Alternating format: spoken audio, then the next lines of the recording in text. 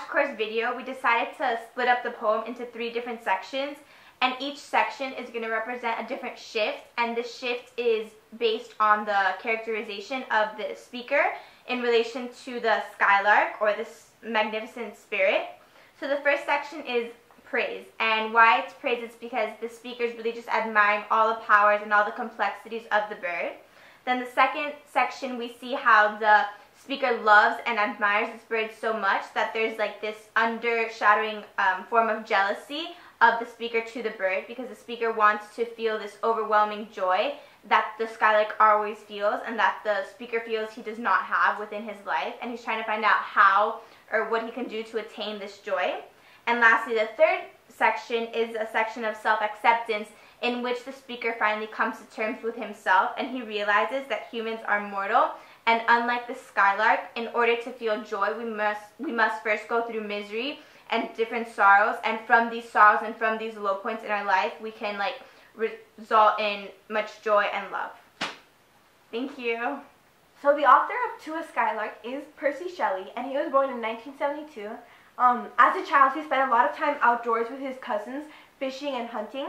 So all this time outdoors could have influenced his poetry later on, how he emphasizes a lot of nature as a Victorian poet. He studied at Eton College, where he was severely bullied, and another reason why he could have emphasized nature is because he could have used nature as an outlet to escape from reality, from all his bullying and his childhood. A fun fact about Percy is that he was sort of rebellious, because when at college he wrote a pamphlet called The Necessity of Atheism, and he refused to acknowledge that he wrote it, so he was unfortunately, Percy died around the age of 30, and this was 2 years before this poem came out.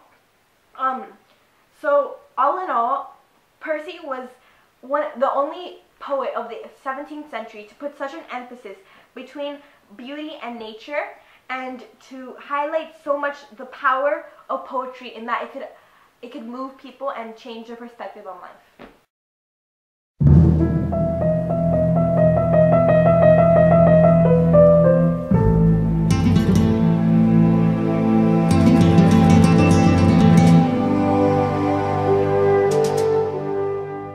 Alright girls, let's read To a Skylark.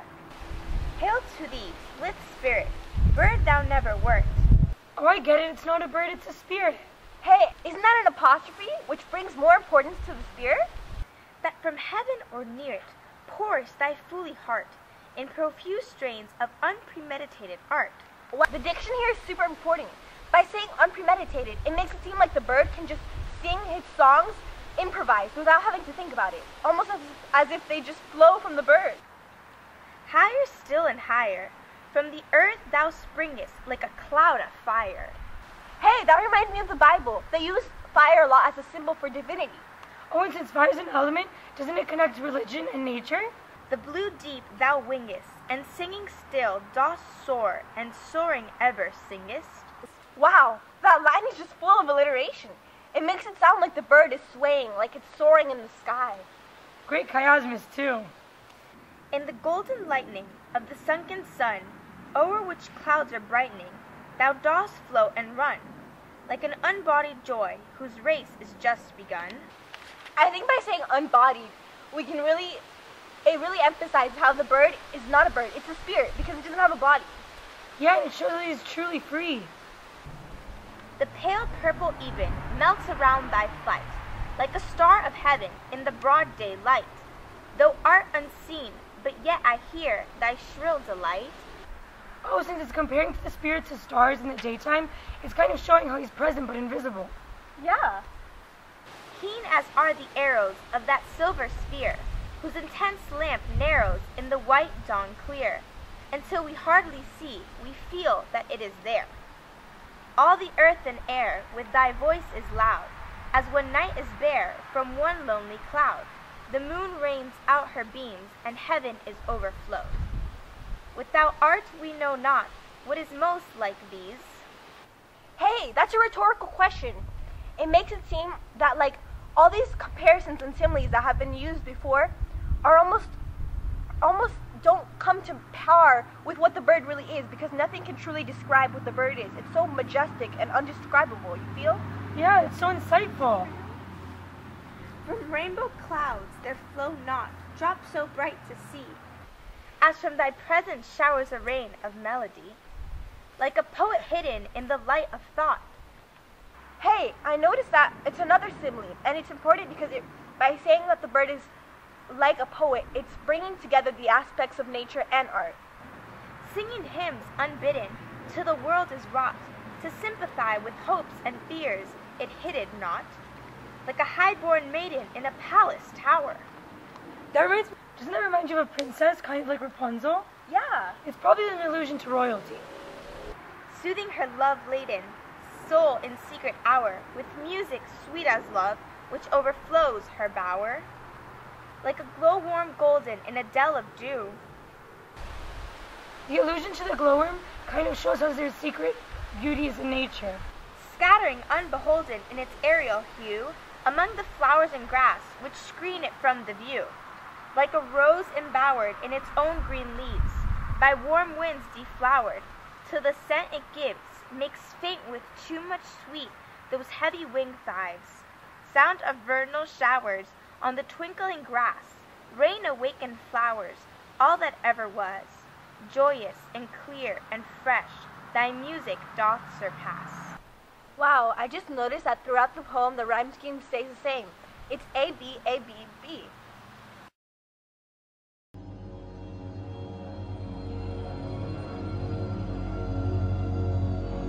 Yeah, I feel the same way about that political issue, Money B. I know. Buttered biscuits? It's the Skylark!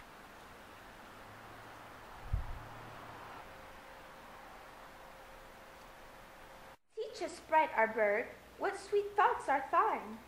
Why thee call me a sprite? Sprite because it's a magical being such as thee. I have never heard praise of love or wine that painted forth a flood of rapture so divine. Divine, you say, alluding to my superiority, but how thee compare me to a flood? I say forth the flood because flooded is the way my mind becomes when your song is sung to me. Chorus hymeneo, or triumphal chant, matched with thine would be awe but an empty vaunt, a thing wherein we feel there is some hidden want. What objects are the fountains of thy happy strain? What fields or waves or mountains? What shapes of sky or plain? What love of thine own kind? What ignorance of pain? Why do they question my source of happiness? Because I care to know the source of your happiness. With thy clear keen joyance languor cannot be. Shadow of annoyance never came near thee. Thou lovest, but ne'er knew love's sad satiety. Are you telling me that I ne'er known pain? I am telling you that I believe you're incapable of feeling it. Waking or asleep, thou of death must deem things more true and deep than we mortals dream. Or how could thy notes flow in such a crystal stream? So you say you wish you were immortal as I? Nay, I wish I was as mortal as thee so I could sing songs of such beauty. We look before and after and pine for what is not. Our sincerest laughter with some pain is fraught. Our sweetest songs are those that tell of the saddest thought. Humans forget the present. Our songs are songs of sorrow. How depressing.